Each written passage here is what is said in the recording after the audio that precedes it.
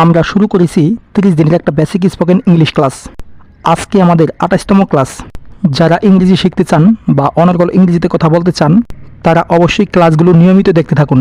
এই ক্লাসগুলোতে রয়েছে 30টি করে ইংরেজি বাক্য আর 5টি করে হোমওয়ার্ক, যা আপনাদের ইংরেজিতে কথা বলতে বাক্যগুলো অনেকটাই সাহায্য করবে। তাহলে চলুন প্রথমেই দেখে নেই গত ক্লাসের হোমওয়ার্কগুলো কী ছিল। গত ক্লাসের হোমওয়ার্কগুলো ছিল এইগুলি। এটা একটা অদ্ভুত ব্যাপার। এ বাক্যটির ইংরেজি অর্থ হবে it is a strange thing. It is a strange thing অর্থ এটা একটা অদ্ভুত ব্যাপার। তালিকায় তোমার নাম আছে। এ বাক্যটির ইংরেজি অর্থ হবে your name is on the list. Your name is on the list অর্থ তালিকায় তোমার নাম আছে। তুমি কিভাবে অফিসে যাও। এ বাক্যটির ইংরেজি অর্থ হবে how do you go to office.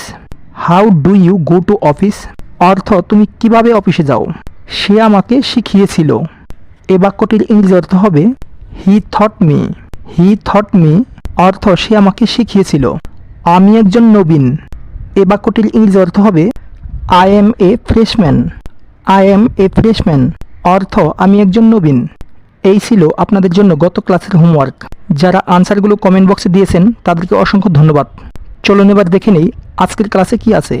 আজকের ক্লাসে প্রথমেই আছে এটা করতে কতদিন সময় লাগবে। এ বাক্যটির ইংরেজি অর্থ হবে how long will it take to do this. How long will it take to do this অর্থ এটা করতে কতদিন সময় লাগবে। তুমি যেখানেই যাও আমি তোমাকে ছাড়ব না। এ বাক্যটির ইংরেজি অর্থ হবে I will not spare you whatever you go. I will not spare you whatever you go অর্থ তুমি যেখানেই যাও আমি তোমাকে ছাড়ব না। আমার এটা লাগবে না। এ বাক্যটির ইংরেজি অর্থ হবে I don't need it. I don't need it অর্থ আমার এটা লাগবে না। আমি জানি না কি হবে। এ বাক্যটির ইংরেজি অর্থ হবে I don't know what will happen. I don't know what will happen অর্থ আমি জানি না কি হবে। আমার কিছু টাকার দরকার, তুমি কি দিতে পারবে। এ বাক্যটির ইংরেজি অর্থ হবে I need some money can you pay. I need some money can you pay অর্থ আমার কিছু টাকার দরকার, তুমি কি দিতে পারবে। তুমি কি এর আগে এখানে এসেছ। এ বাক্যটির ইংরেজি অর্থ হবে have you been here before. Have you been here before অর্থ তুমি কি এর আগে এখানে এসেছ। দীপ্তি কি বাড়িতে পৌঁছেছে।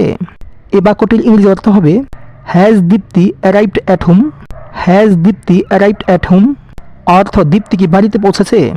সময় মতো পৌঁছে যেও। এ বাক্যটির ইংরেজি অর্থ হবে rich on time. Rich on time অর্থ সময় মতো পৌঁছে যেও। আমি কথা দিচ্ছি। এ বাক্যটির ইংরেজি অর্থ হবে I promise.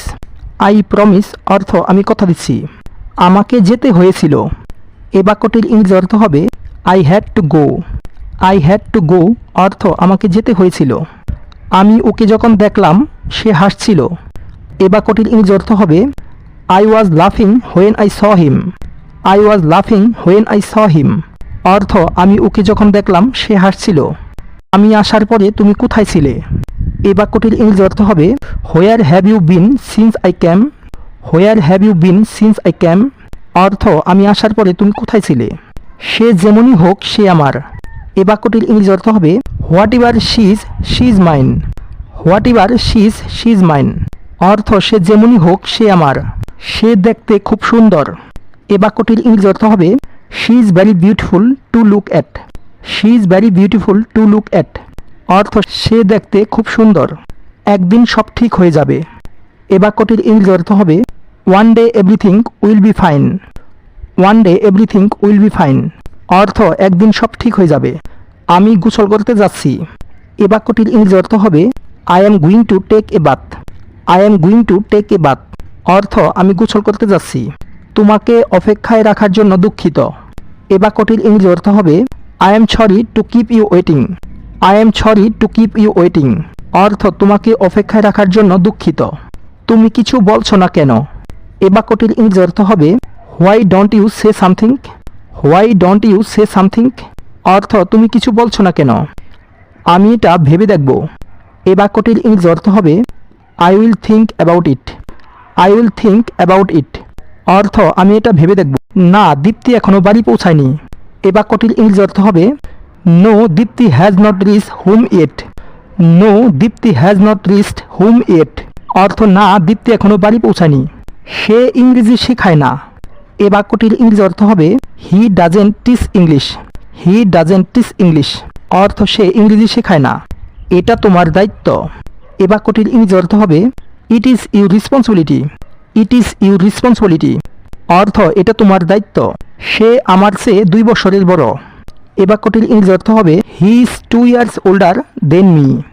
He is 2 years older than me অর্থ সে আমার চেয়ে 2 বছরের বড়। আমি এটা তোমাকে বলতে ভুলে গেছি।